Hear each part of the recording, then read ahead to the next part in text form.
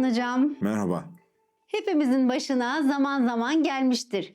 Gece geç vakitlerde atıştırmak, bir şeyler yemek istemişizdir.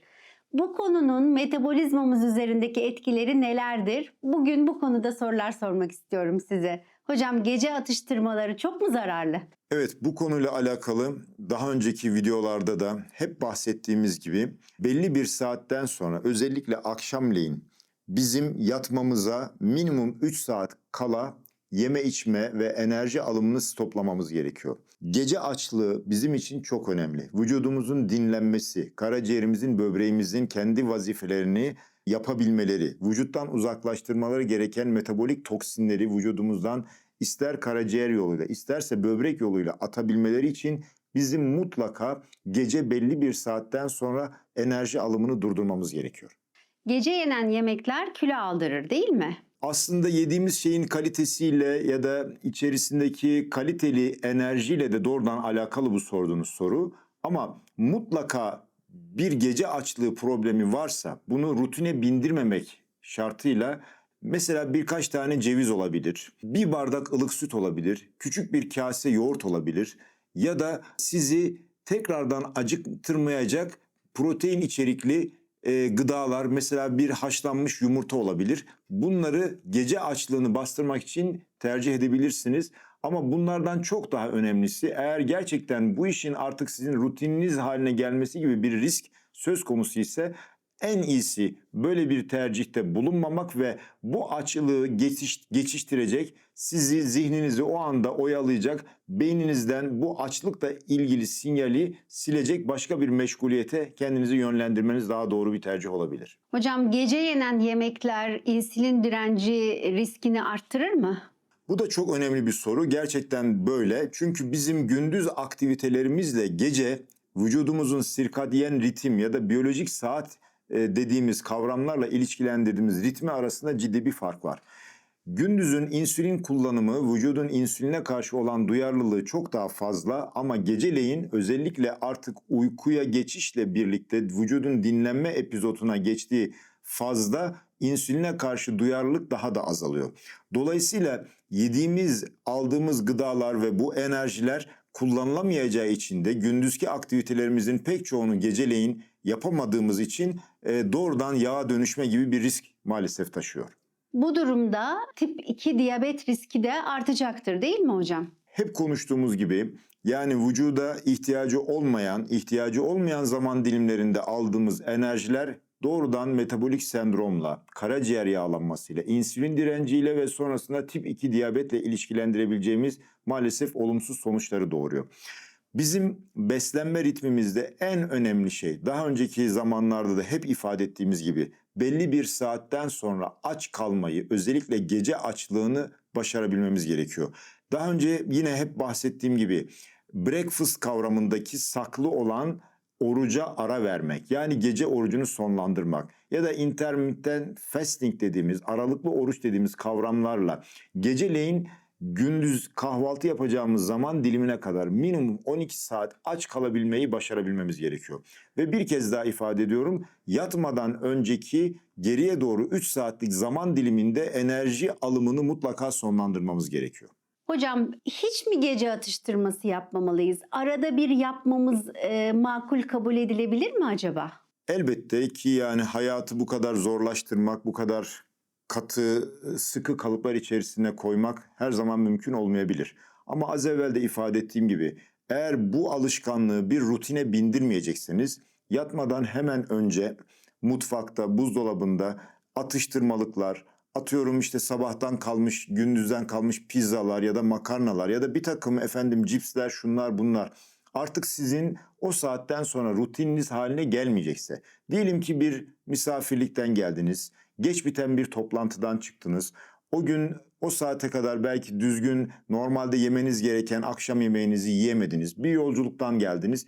Bütün bu istisnaları bir arada tutup değerlendirdiğimizde elbette ki istisnalar olabilir. Mutlaka sizin de açlığınızı bastırmanız gereken özel bir durum söz konusu olabilir. Bütün bunlarda dediğim gibi yine gece bizi kaliteli bir gıda ile, enerji alımı ile vücudumuzu yormayacak, karaciğerimizin yağlanmasına, metabolik parametrelerimizin gece boyunca bizim bozduğumuz değerleri tekrardan regüle etmek için uğraşmasına ihtiyaç duymayacak tarzda özellikle protein ağırlıklı gıdaları tercih edebiliriz. Bunları bir kez daha söylüyorum. Bu birkaç tane ceviz içi olabilir. Bir haşlanmış yumurta olabilir, bir bardak ılık süt olabilir, bir küçük kase yoğurt olabilir. Bunlar dediğim gibi hem sizi tok tutacaktır hem de bahsettiğimiz vücuttaki kan şekeriyle ilgili metabolik dalgalanmalara da yol açmayacaktır. Bunlar bizim bu saatler itibariyle kaçamaklarda tercih edebileceğimiz çözümler olabilir. Peki gece yemek yemek uyku kalitesini etkiler mi hocam? Elbette ki etkiliyor. Nihayetinde bizim herkesin çok yanlış bildiği ya da belki hiç tahmin etmediği bir bilgi var ki gece boyunca vücudumuz aslında yağ yakıyor.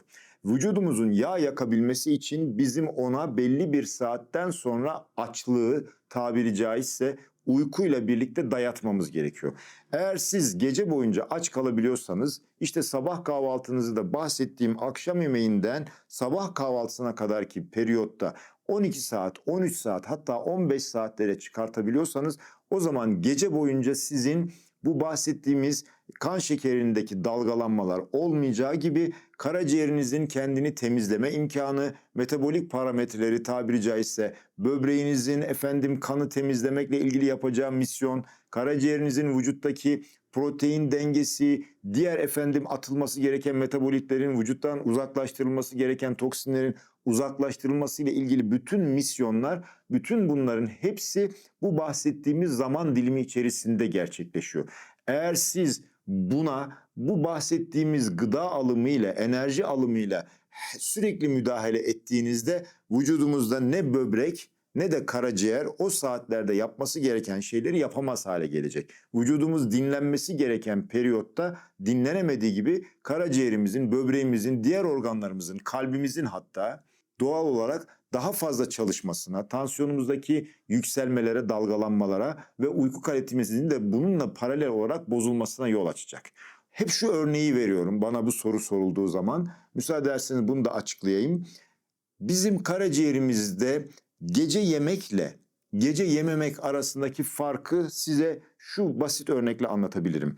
Eğer siz geceleri belli bir saatten sonra yemek yemeyi terk edebiliyorsanız o zaman karaciğerinizin bir esnaf lokantası temizliğinde, titizliğinde çalıştığını düşünebilirsiniz. Nasıl? Şöyle. Sabahleyin dükkanını açtı, temizledi, bütün malzemelerini, o gün insanlara satmayı düşündüğü yiyecekleri hazırladı ve akşamleyin saat 6'da 7'de dükkanını kapattı ve kapalıdır yazısını çevirdikten sonra içeride tekrardan kabını kacağını temizledi.